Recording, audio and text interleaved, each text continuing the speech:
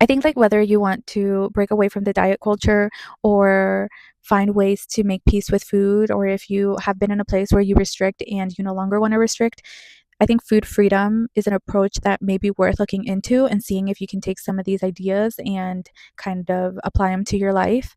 First, I think before I dive into this video, I also just want to mention that this is not coming from a person that knows it all or is a dietitian or nutritionist. This is just coming from a person that has done some research, has applied some of these concepts to her life, has kind of come out the other way in terms of not being restrictive and not following a diet plan and still finding ways to be healthier. And if you do find yourself in a situation where you are having a hard relationship with food and you need further help, please seek out a doctor, a nutritionist, a dietitianist, a psychologist to really help you, especially if it's taking or consuming a lot of your mental strength. We definitely don't want that.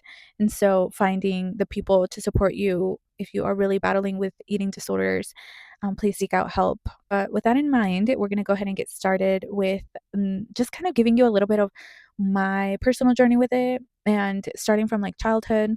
My parents did their best. My mom had this saying, like, we may not have the brand name clothes and brand named, shoes, or, the jewelry or any of this stuff, but at least we got food on the table. And she did, every day she would make a home cooked meal, and we always had fruit, and we always had a little bit of pastries. And I just really didn't like she I think with any parents, they try their best to make sure that like we're fed. And I think also just like reflecting a little bit, I think that's always has been her way of showing us love is through food, giving us all the food, giving us traditional home cooked food. And even now I find myself that that's the way I tend to show love too, is by providing a home cooked meal. And growing up, I always just ate like regular, like I wasn't really like strict or anything. Like diet culture growing up wasn't a thing until I got a little bit older, and then it became a really just over-consuming thing. I went to high school, and there was this summer where I went to this summer camp. It was like an all-inclusive, like you stayed in the dorms and everything. And I remember one summer a friend was like, "Let's eat salads and lose weight." And I was like, "Okay." And so we did. All of our meals were like no carbs. We just ate vegetables and we lost weight. And that was I think my first introduction to like feeling like, okay, I lost a weight. This is it, right? Like I'm going to be skinny forever. And that is not how it works, right? Like I remember going back to regular life and still like eating whatever. Like I felt like at the time, like, oh, I accomplished something. Like I said, I'm going to be skinny forever. Therefore I can continue to eat like I was eating prior to that. And that is not the case. I gained the weight back. And then I went off to college, and I remember to just battling. I wasn't even like, food wasn't even like a thing. Like I wasn't really self-conscious about food in college because I was like battling all the other stressors that come with college.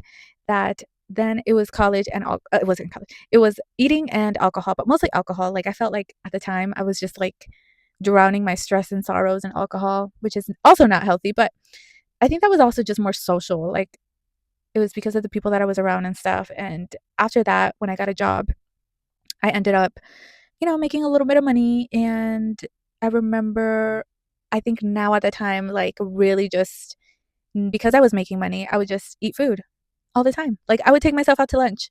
I would remember there was like this Indian lunch buffet that I would go and just eat until I was like super full. And then I remember too, there was a store where you pay like 25, 50 cents, and throughout the day you could just refill your cup up with sodas. And I remember just cherry Coke and Coke just 24/7, like just drinking it all the way from 8 a.m. to like when I went home, and I just refilled it too when I would go back home. So that's when I really began to pick up really unhealthy habits, is when I ended up like getting or having the income to spend the money on the food I wanted. And then I remember my sister taking a picture of me at a gas station, and I was pumping gas and she took one from behind, and then I don't know, she was just like making a joke or something. And I remember seeing that picture and being like, "OMG, did I let myself go?"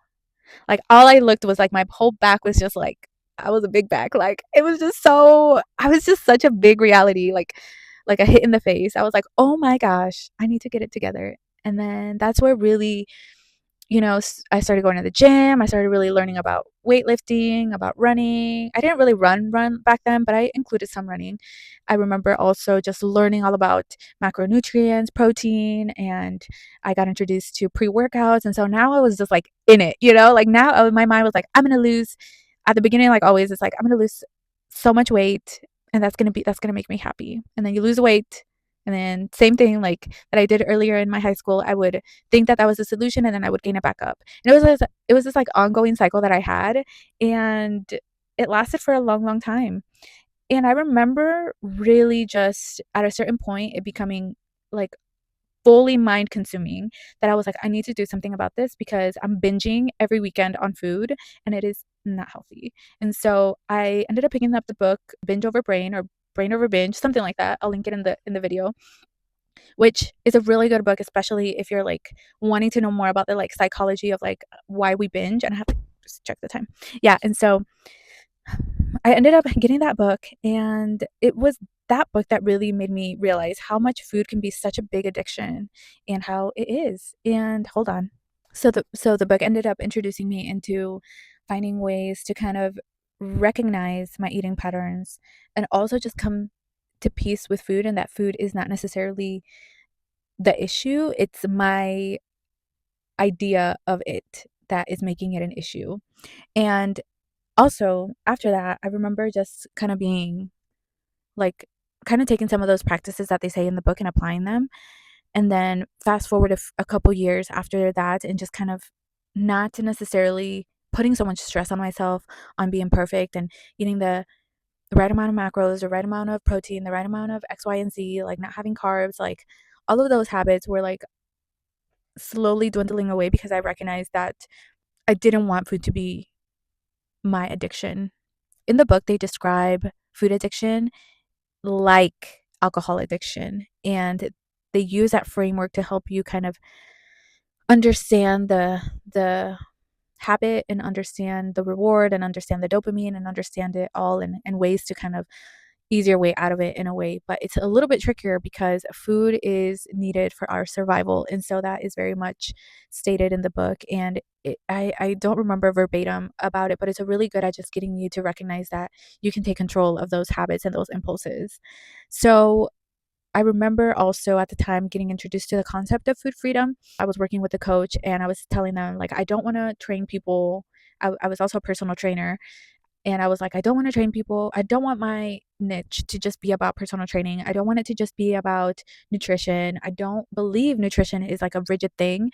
And he was like, oh, so you mean you want to train or you want to coach on food freedom? And I was like, oh, what's food freedom? And that's kind of how like I got introduced to the topic and really delve into food freedom and mindfulness eating and intuitive eating. But I guess what I'm saying is food freedom is more of an approach. The ideas of it that I'm about to share really just, there's no practical ways to, like, it's not like a do step A, do step two. It's more of like the concepts and ways to apply them to your life. And they take intuitive eating and mindful practices in the approach, is what I'm trying to say, if that makes sense. Again, I'm not an expert. I do though believe in a lot of the things that I'm about to share because I think that brings into this break from diet culture. The first one being that food freedom is about good health and food security. Here it's basically stating that where food is abundant, like there's going to be food all the time. And so once we recognize that and once we know that that is something that we will have again, then we are less to binge eat. And I think this is where I really found myself like, okay, like when I would go into these like weekend binges, or I would restrict all day, all day, all day, and then have a big binge at the end of the day. Like I would have that binge because I was not fueling myself earlier in the day. And I recognize that like I need to be able to kind of eat more during the day versus just letting it boil into a binge at the end of the day. The second one that there's a few. The second one that I liked is reclaiming food heritage. I love this one because I'm Mexican. I love certain foods. I grew up with certain foods. And a lot of the diet culture is like you have to eat cottage cheese, chicken and rice, egg whites, all of these things that are nutritious, and I do eat some of them, but I don't negate my culture and my heritage. And I'll still eat salsa, I'll still eat tacos, I'll still eat, like, if that's what I grew up in, why would I have to get rid of something that I grew up with with my what the food bringing that my mom did. My mom cooked the food. I can't speak. But you know what I'm saying? It's like, why would I have to give up my food heritage to eat healthier, where I could just adapt my food heritage and make it healthier or make it more satiated, right? And so food freedom is all about reclaiming your culture heritage, your food heritage. And I really, really, like I said, really like this one. The other one is, like I said, it has more of an intuitive eating and mindful eating practices included. And with anything, I think anything, even in training, in strength training, you take what you want, right? Like you adapt, you experiment with certain practices. I've talked about rules, I've talked about ways to be flexible, and I love just being flexible with everything because nothing is a cookie cutter for everyone. Everyone's needs is different, and food freedom is something too that is not a cookie cutter. Like my taste buds and what I think is good may not be what you think is good, right? So I really like some of those practices embedded into food freedom. Another approach that food freedom has is it builds this trust around food and the choices that we make, and we don't it's not restrictive, and it all goes into this idea too that food is not either bad or good. Food is food, and point period. There is no eat a bag of Oreos and not feel guilty about it. And I think that's how it should be, right? You shouldn't feel guilty, you shouldn't feel shame, you should be able to enjoy your food how you want to enjoy your food. And that's all what food freedom does, is give you that autonomy to pick and choose what you want, and also break away from the shame and the guilt that diet culture brings on. And with that, I'll leave you and I'll see you in the next video. Bye.